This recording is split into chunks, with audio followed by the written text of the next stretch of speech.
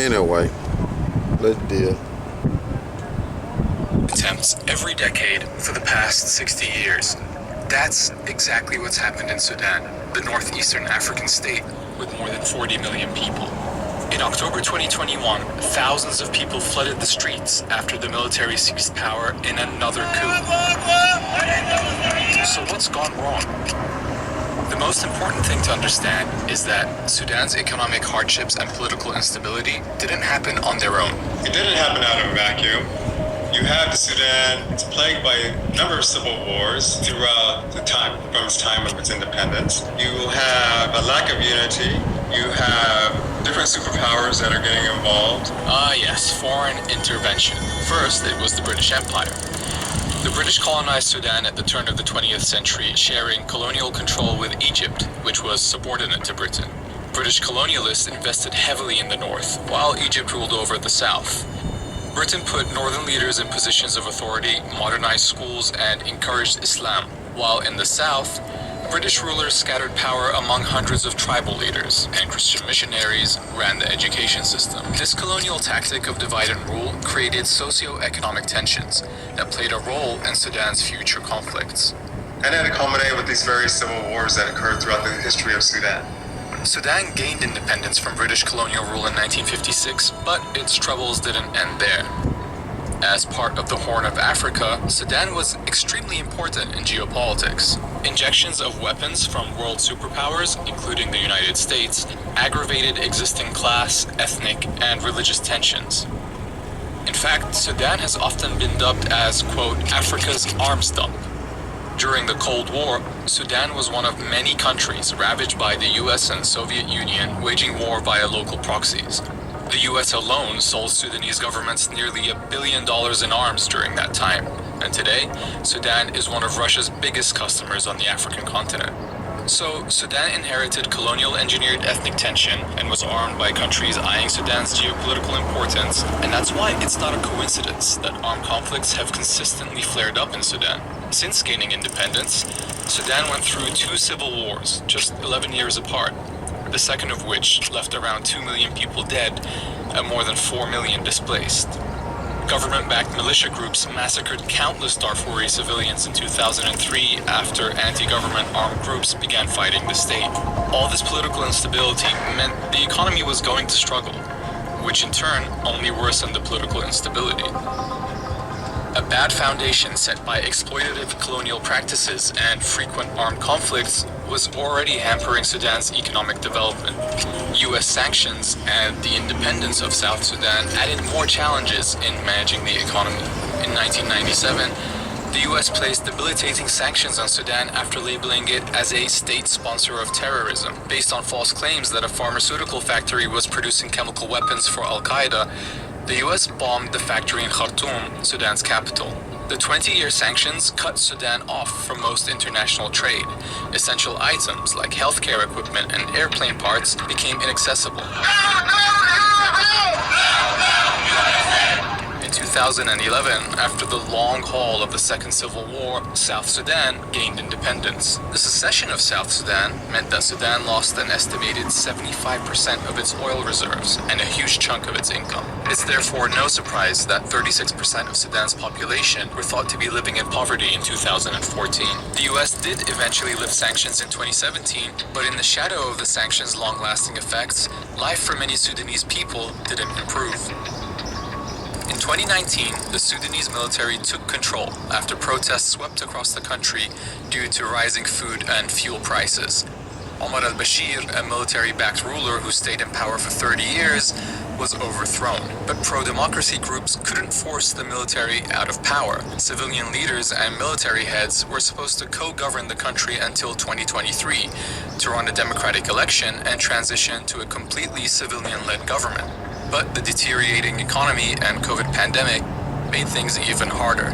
Protests broke out calling for military reform and full civilian rule. But like more than a dozen times before, the military took over and dissolved the transitional government. With foreign intervention, historical ethnic tension, heavily armed conflict, and economic struggle, the 2021 coup has thrown Sudan into another wave of uncertainty, but also into another wave of resistance. Alright, we're gonna face the east. Alright.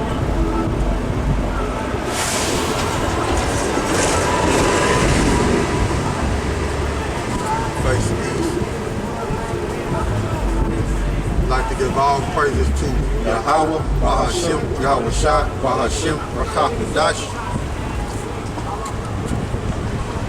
Double honors to the elder apostle of GMS who well.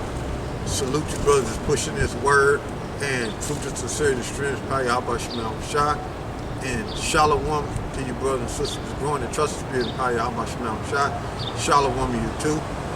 So we out here to prophesy the downfall of wicked destructive kingdom known as Babylon the Great, Sodom and Gomorrah, Egypt, Rome, all those empires balled up into one, Syria, all those empires balled up into one. Ancient empire balled up into one, controlled by Esau, Edom, so-called white man, younger than the Bible speaks of. We are here to gather the elect of the nation of Israel through the strength of YAHAWASHI. The nation of Israel consists of the Negro, Latinos, and Native Americans. Those are the true biblical Hebrew Israelites according to the King James Bible, you know. And as you can see in the news, what's going on over there in Africa and Sudan, you got war breaking out. And in the beginning of the clip, I showed you a little bit of history concerning how them Edomites was all up in Sudan controlling them Hamites over there. Okay? Now, as you watched a little bit of that video, you know, the military had took over the government, and what was supposed to take place concerning the civilians voting for a new government that the juice, you know, the SARS virus had spread, according to the news. Now, if you don't know what the SARS is, yeah, I don't know what to tell you, because that's the true name of it. You know, it's up to you to look it up, what the SARS is. It ain't nothing but a little Google. All you gotta do is, I can tell you it come from bats. You know, I can tell you that. You know, the C-19, you know what I'm saying, come from bats. That's the original name of it, SARS. You know, but due to the SARS, the people could not have a democratic government to where they can vote, you know, for a new government. So the military stayed in power. So you got the military fighting each other over there in Sudan. Now, I was watching the news and they said that they had ambassadors over there in Sudan, okay? And I was watching alternative news and they said there's about 70 of them over there. U.S. ambassadors, you know? So all you gotta do is look at the resources of a country and you'll find them Edomites right up in there, causing chaos, man. So what I want to do is look up what's the resources of Sudan. What resources do Sudan have?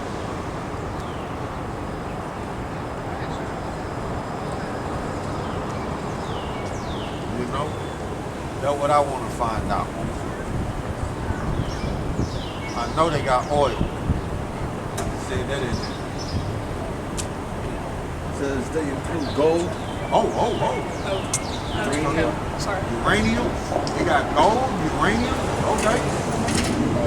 Bromite. Okay. If I pronounce it right. Okay, go ahead. That's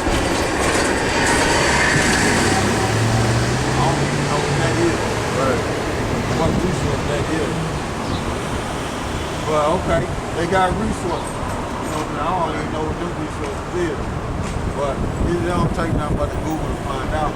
But they got gold, they got oil, and they got uranium.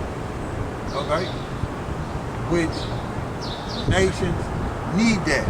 And Esau Edom, once we find out that you got that in your land, he coming. He coming. You see? Because that's how Esau Edom sustains himself in this world, by snatching and strong-warming the resources. Okay? That's how he sustains himself in this world. Okay? By taking the foreign nation resources. Okay? So, what we want to do is go to the scriptures, go to Revelation, and bring out prophecy. All right, this is Revelation chapter 6, verse 4. It says, "And there went out another horse that was red, and power was given unto him that sat thereon to take peace from the earth, and that they shall kill one another. And there was given unto him a great sword." Alright, I'll read it for you again. All right, this is Revelation chapter 6, verse 4. It says, "And there went out another horse that was red." The horse represents power, right? And it's red represents Esau Edom. When you read in Genesis, the 25th chapter, concerning Jacob and Esau, when you read it, it says Esau came out red all over like a hairy garment. You see? So they compare Esau, the characteristics of Esau, to the red dyed garments that they used to wear in the ancient world. Okay? So you know an infant does not come out hairy, but growing up, that will be his attributes in the future. Okay? His characteristics. And he's red because his blood shows forth through his skin. Okay?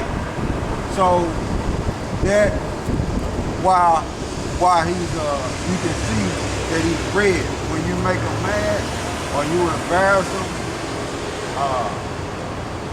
his blood shows forth through his skin and he's red. Okay? He's translucent, man. You can see his blood showing forth through his skin. Okay? And it's two different colors on this earth of people. Different shades of red and different shades of brown. That's it. There ain't no such thing as black, white, yellow. There ain't none of that. It's different shades of red and different shades of brown. That's what it is, according to the Bible. Okay? So read that from it again.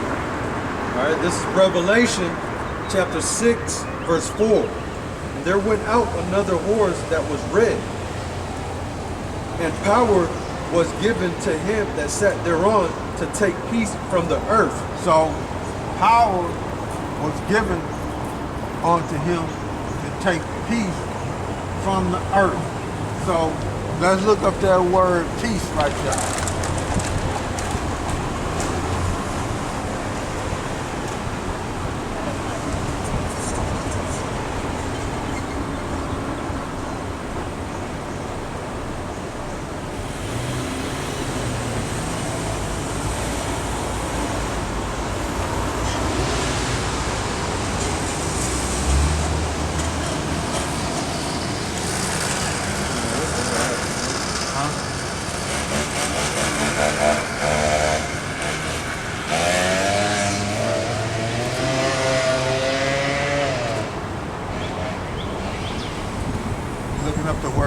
right there. Let's see what we got.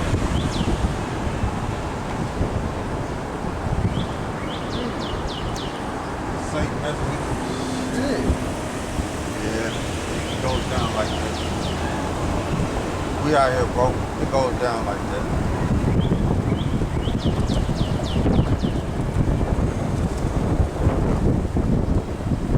Let me know when you get it.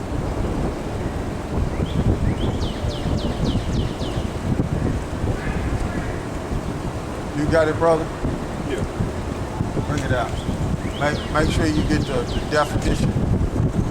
I mean, the how you say it in the Greek. Is that get crazy? No, I got it. Oh, you got it? Oh, let your brother get it. All right, yeah, it was just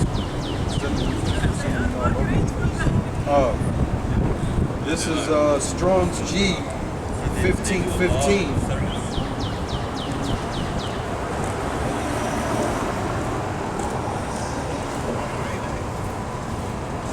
Irene, and it says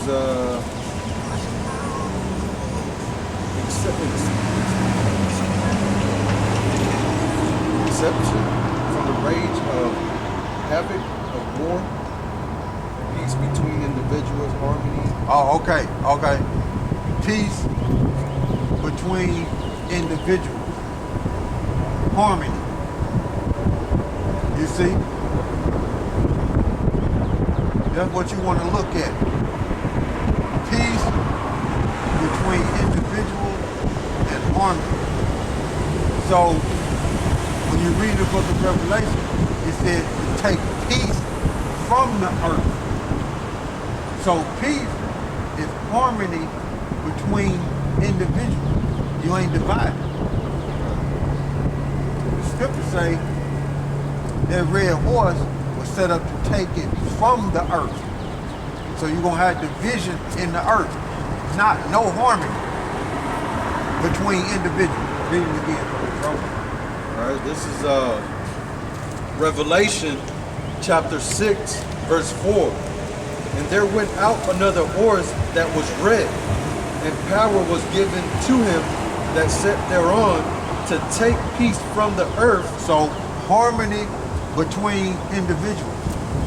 So that's what you see going on over there in Sudan. Even though they Hamites, Esau Edom in a documentary concerning Britain, America, and Russia, okay? That's why it's not harmony over there. Because weapons been dumped all over there, and you got the resources over there, and the Edomites got their hand all up in it. You see? And that's why you see what's going on concerning Sudan, man, because the Edomites is over there. You see? And you got